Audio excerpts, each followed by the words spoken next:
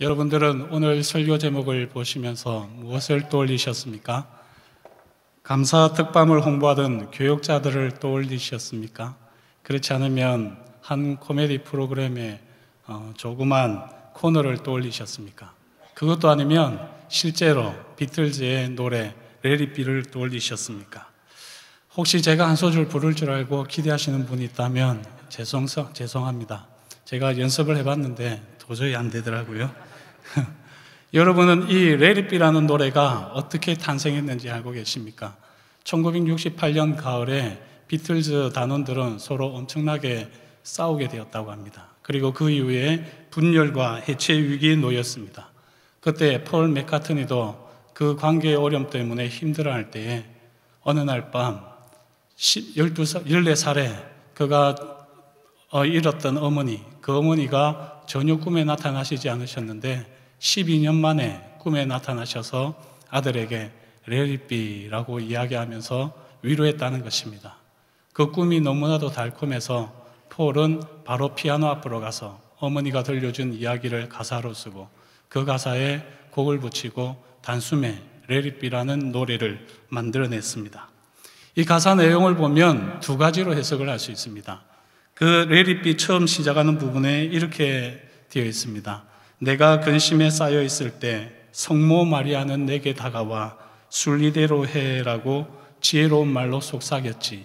이렇게 번역을 하기도 하고요. 또 다른 번역은 내가 근심에 쌓여 있을 때 어머니 메리가 내게 다가와 그냥 내버려 둬라고 지혜로운 말로 속삭이셨지 라고 해석할 수도 있습니다. 폴은 어머니 이름 메리, 마리아를 그대로 따왔습니다. 그래서 폴은 사실 그가 꿈에 만났던 어머니를 노래하는 것이 Let It Be입니다. 하지만 실제로 거기에 사용된 어머니, mother를 대문자 M으로 썼기 때문에 많은 사람들은 그 mother이 성모고 그리고 마리아가 바로 성모 마리아다라고 생각을 했던 것이죠. 이처럼 세상 사람들은 그 숨은 이야기를 모르는 채 성모 마리아를 생각하며 부르는 노래로 Let It Be를 부르곤 했습니다. 그래서인지 이 노래는 성가처럼 불리면서 1970년 빌보드 차트 1위를 차지하며 많은 사람들에게 최고의 인기곡이 되었습니다. 그런데 놀랍게도 실제로 제가 가지고 있는 영어 성경 잉글리시 스탠다드 버전에 보면 예수님의 어머니 마리아가 Let It Be라는 말을 쓰고 있습니다. 바로 오늘 말씀 38절 후반부에 나와 있는 말씀대로 내게 이루어지이다 하는 이 부분이 바로 Let it be to me according to your word 라고 되어 있는 것입니다. 세상 사람들은 영성을 이야기하며 순리대로 살아가는 법을 말할 때 Let it be라고 말하며 Let it be를 노래합니다. 온갖 어려움과 갈등, 고통이 있을 때 푸념의 넋두리로 Let it be라고 말하며 Let it be를 부릅니다. 하지만 우리 그리스도인들은 Let it be라고 말할 때 세상 사람들과 다른 관점, 해석 그리고 적용을 할 수 있어야 합니다. 그리스도인들이 말하는 Let It Be는 세속의 영성이 말하는 세상과 거리를 두는 초월의 의미가 아닙니다. 그리스도인들이 말하는 Let It Be는 세상 사람들처럼 세파에 시달리며 만사를 포기하는 체념의 넋두리도 아닙니다. 그리스도인들은 하나님의 은혜를 생각하며 그 하나님의 은혜 가운데서 Let It Be를 말해야 합니다. 그러면 이제 그리스도인들이 말하는 Let It Be의 진정한 의미가 무엇인지 오늘 본문을 통해서 살펴보고자 합니다. 오늘 본문 앞에 보면 아론의 자손 아비야 반열의 제사장 한 사람이 있습니다. 그 사람은 사가랴입니다. 그리고 그의 아내의 이름은 엘리사벳입니다. 이 두 사람은 다 아론 자손이었다고 이야기합니다. 이 두 사람은 주의 모든 계명과 규례대로 흠없는 삶을 살고 있었습니다. 하지만 그들에게는 자녀가 없었습니다. 자녀가 있었다가 사고로 죽은 것이 아니라 1장 7절을 보면 엘리사벳이 잉태를 못해서 그들에게는 자녀가 없었고 심지어 두 사람의 나이는 많았더라고 이야기합니다. 유대인 공동체에서 결혼을 못하거나 자녀가 없는 경우는 하나님께 범죄하여 징계를 받고 있다고 생각하는 것이 통념이었습니다. 하나님께 범죄했을 뿐만 아니라 하나님의 약속을 유업으로 받을 수 없는 하나님으로부터 버림받은 사람이라는 생각이 일반적인 생각이었습니다. 하나님 앞에 의인이었지만 사람들 앞에서는 죄인 취급을 당할 수밖에 없는 노부부였습니다. 그때 마침 제사장 반열을 따라 아비야 반열에서 일주일 동안 제사를 주관하게 됩니다. 그리고 제비 뽑기를 통하여서 사가랴가 제사장으로 제사를 주관하게 되었습니다. 이런 경우는 평생에 한 번 또는 많아야 2번 가질 수 있는 기회입니다. 바로 이 기회가 사가랴에게 주어진 것입니다. 사회적 기준으로 보면 가정을 제대로 꾸리지 못하는 사람인데, 전혀 제사장의 임무를 감당할 수 없는 사람인데, 하나님께서는 제비뽑기를 통하여서 그에게 제사장의 임무를 맡기셨습니다. 이것이 바로 하나님의 은혜입니다. 하나님의 은혜는 사람의 생각을 넘어서 뜻밖의 사건으로 다가옵니다.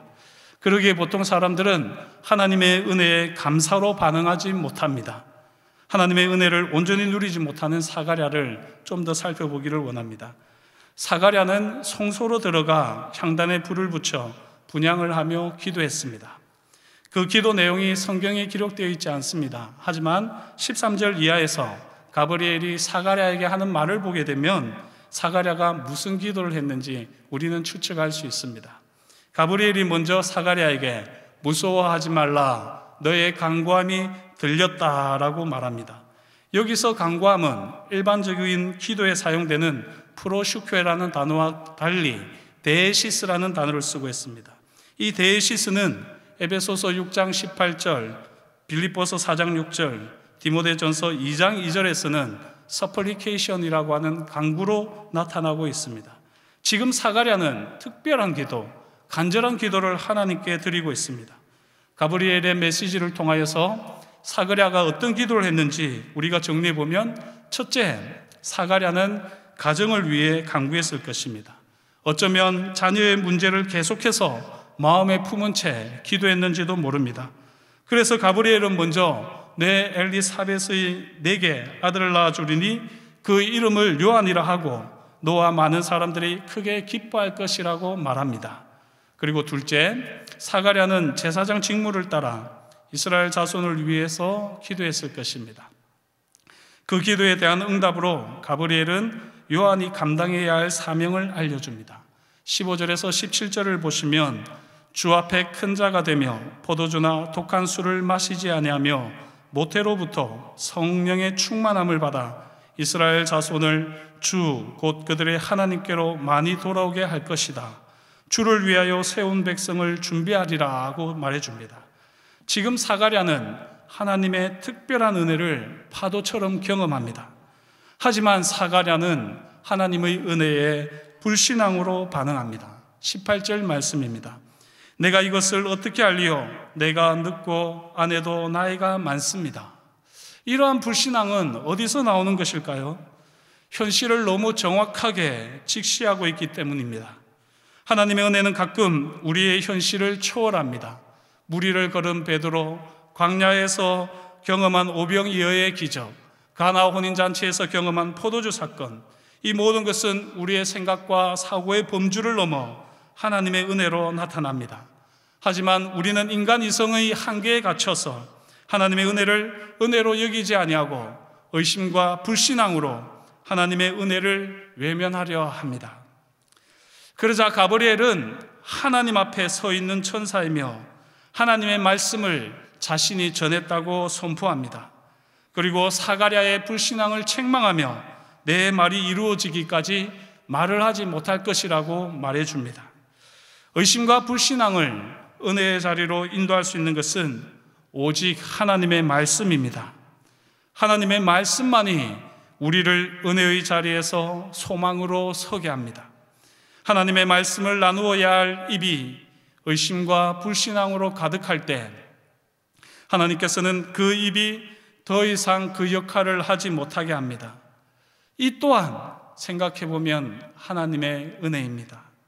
우리의 입술이, 우리의 말이 하나님의 말씀을 바르게 전할 수 없고 하나님의 은혜를 찬양할 수 없다면 차라리 잠시 침묵을 지키는 것, 이것 또한 하나님의 은혜입니다. 지금 밖에서 백성들이 사가랴를 기다리고 있습니다. 사가랴가 다른 제사장보다 더 지체함을 이상히 여기고 있습니다. 어떤 이들은 자격 없는 자가 제사를 주관하니 하나님께서 징벌하셨을 것이라고 추측하는 사람들도 있었을 것입니다. 제사장은 백성들을 대신해서 제사를 드리고 나와서 두 손을 들어 백성을 축복해야 하는데 사가랴는 축복의 말을 할 수 없습니다. 다만 몸짓으로 축복의 신용만 하며 뜻을 표시할 뿐 아무 말도 할 수 없습니다. 사가랴가 하나님의 말씀을 온전히 받아들이지 못하고 하나님의 은혜에 순전하게 반응하지 못할 때 그 은혜의 순간이 오히려 많은 사람들이 구설수에 오르는 웃음거리가 되고 맙니다. 우리는 하나님의 은혜를 헛되이 받지 맙시다. 우리는 하나님의 은혜가 세상 사람들의 웃음거리가 되지 않도록 합시다. 이런 일이 있은 후에 얼마 안 있어서 아내 엘리사벳이 임신한 사실을 알게 됩니다. 엘리사벳은 자신에게 일어난 일이 당황스럽기도 하고 부끄럽기도 해서 5달 동안 집에 숨어 있게 됩니다. 여기서 잘 생각해 보십시오. 사가랴의 불신앙이 아내 엘리사벳마저 하나님의 은혜로 경험하지 못하게 합니다. 사가랴가 가브리엘의 예언에 감사하며 잠시 후에 살펴볼 마리아처럼 반응했다면, 선포된 말씀을 따라 하나님의 은혜를 찬양하는 입술을 사가랴가 가졌더라면 사가랴와 함께 엘리사벳은 분명히 생명 잉태를 감사하며 하나님께 찬양하고 하나님의 은혜에 온전히 머물렀을 것입니다. 하지만 제사장 직무를 마치고 돌아온 사가랴는 말을 하지 못하고 자신에게는 느닷없이 생명이 잉태되었습니다. 이 모든 상황이 엘리사벳을 당황스럽게 했기에 엘리사벳은 현실에 철저하게 노출된 자신의 상태를 바라보며 집 안으로 숨어버립니다.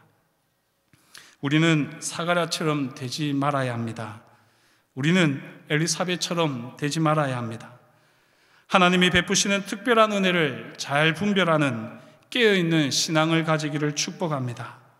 하나님이 현재 상황을 넘어서는 약속의 말씀을 주실 때 신실하신 하나님을 믿으며 그 약속의 말씀을 붙들 수 있기를 축복합니다.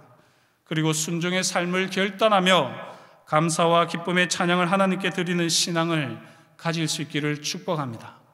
마리아가 바로 이런 신앙을 가졌습니다. 이제 마리아를 통하여 하나님의 은혜는 어떻게 구체적으로 열매를 맺었는지 우리는 본문을 통해서 알 수 있습니다. 엘리사벳이 요한을 잉태한 지 6째 달에 가브리엘은 갈릴리 나사렛 동네에 가서 마리아에게 나타납니다. 사가랴는 주의 임재가 있는 성전에서 가브리엘을 통하여 하나님의 은혜를 경험했습니다. 하지만 마리아는 그녀가 있는 처소에서 가브리엘을 통하여 하나님의 은혜를 경험합니다. 성전이 아닌 처소였기 때문인지 가브리엘은 마리아에게 은혜를 받은 자여 평안할지어다, 주께서 너와 함께 하시도다 라고 인사합니다. 마리아는 경청하는 마음이 있었습니다. 은혜를 받은 자여 평안할지어다, 주께서 너와 함께 하시도다.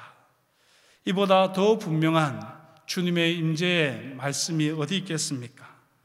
주의 말씀은 성전에서만 선포되는 것이 아닙니다. 주의 임재 또한 성전에서만 경험되는 것이 아닙니다. 오히려 경청하는 마음으로 하나님의 은혜를 사모하면 그 어디에서나 주의 임재를 경험합니다. 다시 한번 가브리엘은 마리아여 무서워하지 말라, 내가 하나님께 은혜를 입었느니라 말합니다. 저는 여기서 가브리엘을 통한 하나님의 열심을 봅니다. 하나님의 말씀을 받을 수 있도록 은혜에 주목하게 하는 것을 보십시오. 두려움이나 공포심으로 인하여 그 마음이 굳어지지 않도록 2번씩이나 하나님의 은혜에 주목하게 합니다. 우리 모두 하나님의 은혜에 주목하는 하나님의 사람이 됩시다. 지금 당장에는 나에게 손해가 되고 나에게 위협이 되며 아무런 도움이 되지 않고 불편하기 짝이 없는 일일지라도 하나님의 신실하심을 믿으며 하나님의 은혜를 바라보며 하나님의 말씀을 없이 받읍시다.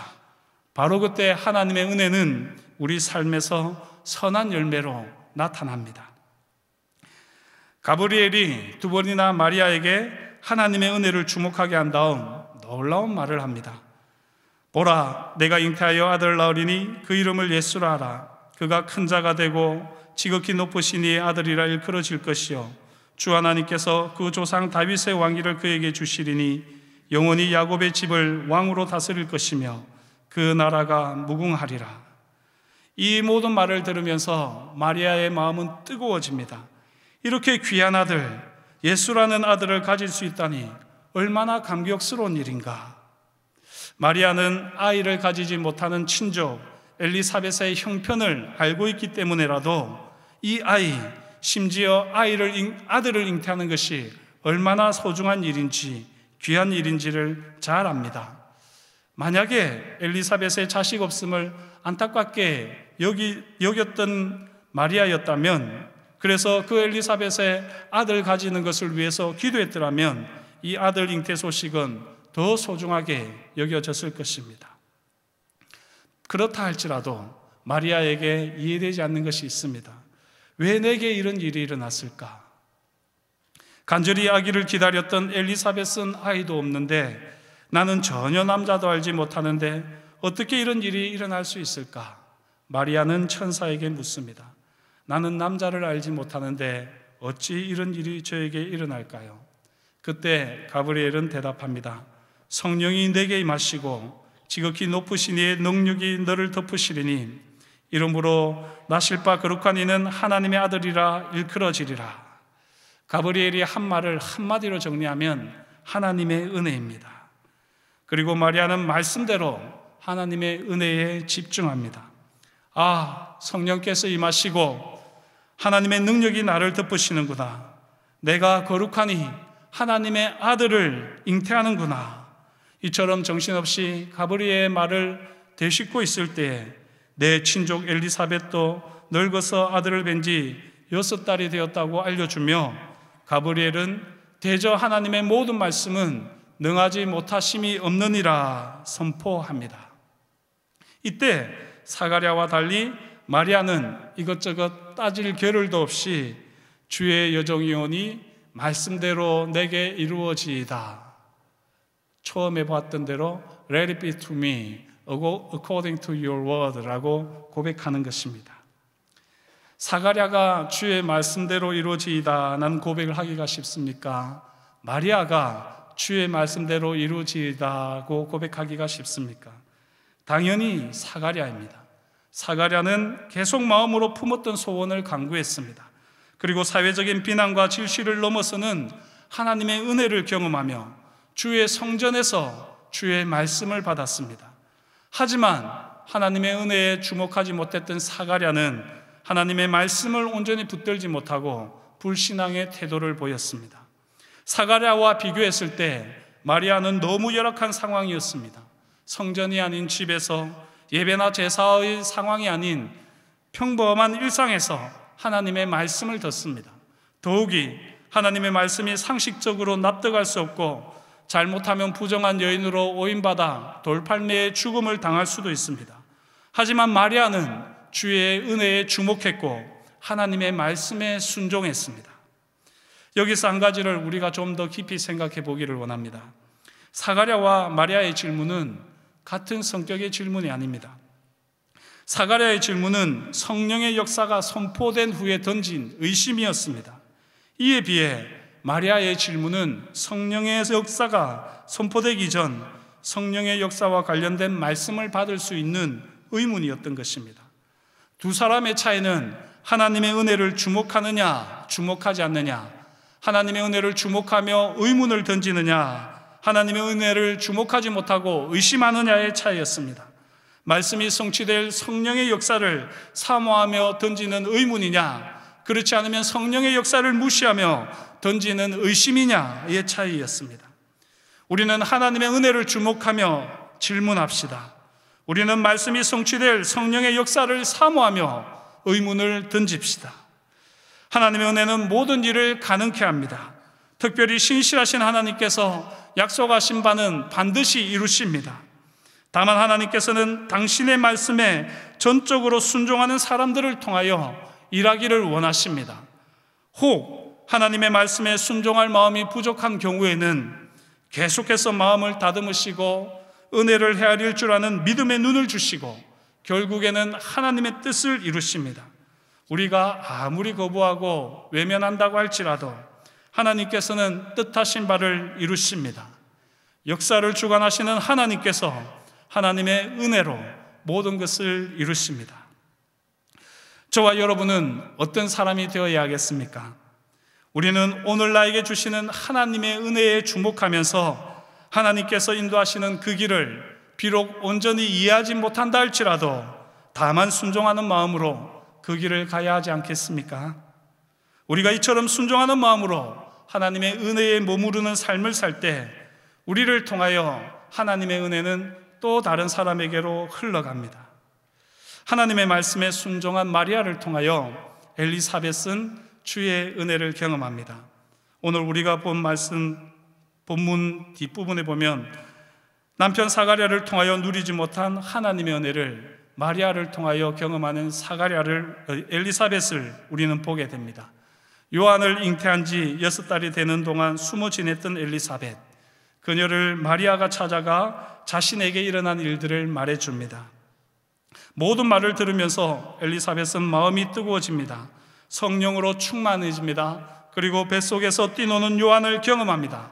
그리고는 마리아를 축복하며 태중의 예수를 축복합니다. 엘리사벳이 마리아와 태중의 예수를 축복하는 그 마지막 부분이 주께서 하신 말씀이 반드시 이루어지리라고 믿은 그 여자에게 복이 있도다 하는 부분입니다. 이것을 오늘 말씀과 연계해서 간단하게 표현해 보면 레리비라고 고백하며 믿은 여자에게 복이 있도다라고 해석할 수가 있는 것입니다. 엘리사벳의 남편 사가랴에게 없었던 믿음과 순종, 그것이 마리아에게는 있었던 것입니다. 하나님의 은혜에 거하며 말씀을 믿고 순종한 마리아를 통하여 엘리사벳 또한 어떠한 마음으로 하나님의 은혜를 주목하며 하나님의 말씀을 붙들어야 하는지 온전히 깨닫게 되었습니다. 사랑하는 성도 여러분, 마리아처럼 하나님의 은혜에 날마다 거하시길 축복합니다. 때로는 감당하기 어려운 소식을 접할 때도 있을 것입니다. 그러나 그때 먼저 하나님의 신실하심을 기억하십시오. 하나님께서는 하신 말씀을 반드시 성취하시는 분이십니다.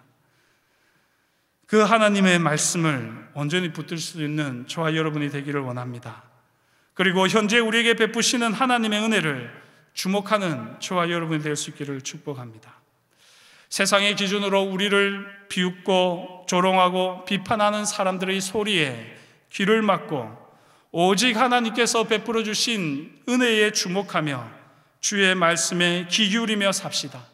그러면 하나님의 말씀이 우리 가운데 역사하는 하나님의 은혜가 우리에게 선한 열매로 나타날 것입니다. 대림절 셋째 주일을 맞이하면서 여러분은 어떻게 크리스마스를 준비하십니까? 사랑하는 사람을 위한 이벤트, 온 가족이 함께 즐겁게 나누는 선물, 근사한 곳에서 가족이 나누는 만찬, 네, 다 좋습니다. 하지만 먼저 이 땅에 오신 예수님, 다시 오실 예수님을 기억합시다. 아니, 지금도 여전히 우리 삶의 자리에 오고 계시는 예수님을 경험합시다. 하나님의 은혜 중 최고의 경험은 지금도 우리에게 오고 계시는 예수님입니다. 엘리사벳과 마리아가 잉태한 것은 단순한 생명이 아니었습니다. 하나님의 은혜의 결정체인 생명이었습니다. 우리 또한 마리아처럼 하나님의 은혜의 결정체인 영원한 생명을 잉태한 사람들입니다.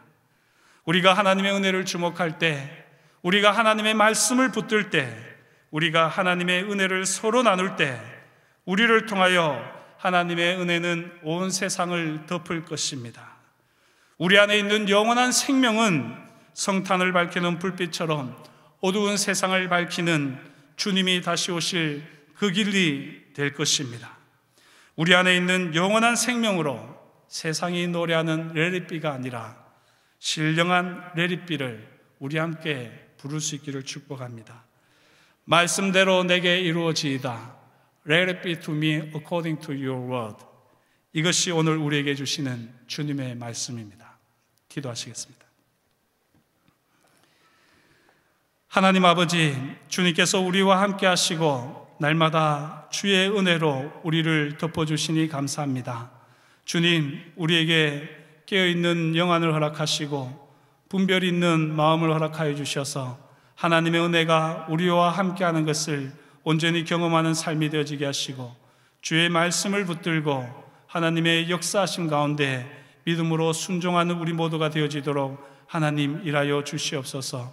이 시간도 우리 속에서 영원한 생명으로 역사하시는 하나님, 우리를 통하여 하나님의 영광이, 하나님의 사랑이 그늘지고 외진 곳, 추운 곳에 온전히 흘러가는 복을 보게 하여 주시옵소서. 감사하며 예수님의 이름으로 기도드립니다. 아멘.